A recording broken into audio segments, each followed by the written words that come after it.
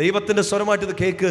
ദേവാലയത്തോടുള്ള അവഗണന, ദേവാലയ കർമ്മങ്ങളോടുള്ള നിങ്ങളുടെ ശ്രദ്ധയില്ലായ്മ, വിശുദ്ധ കുർബാനയോടുള്ള അനാദരവ്, അശ്രദ്ധയോടെയുള്ള ബലിയർപ്പണം, ബലി വേണ്ട രീതിയിൽ യോഗ്യതയോടെ അർപ്പിക്കാതിരുന്നതെല്ലാം ഈ പൊള്ളലിന് കാരണമാകും.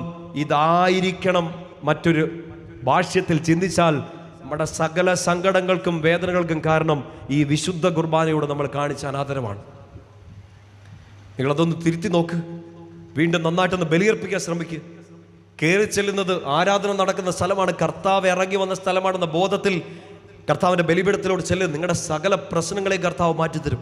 നിങ്ങൾ എങ്ങോട്ട് ഓടേണ്ടി വരില്ല, വർഷങ്ങൾ നീണ്ടു നിവർന്ന് ഓടേണ്ടി വരത്തില്ല, എവിടെയും പോയി എഴയേണ്ടി വരത്തില്ല. കർത്താവിൻ്റെ മുമ്പിൽ കർത്താവ് നിങ്ങളെ തലയുയർത്തി പിടിച്ച് നിർത്തും. ആരാധനയ്ക്ക്, ബലിയർപ്പണത്തിന് നിങ്ങൾ ഒന്നാം സ്ഥാനം കൊടുക്കും. രണ്ട് കരങ്ങൾ ഉയർത്തി പറഞ്ഞേ ഹല്ലേലൂയ, ഹല്ലേലൂയ, ശക്തിയോടെ പറഞ്ഞേ ഹല്ലേലൂയ. ഹല്ലേലൂയ. സങ്കീർത്തനം 105:4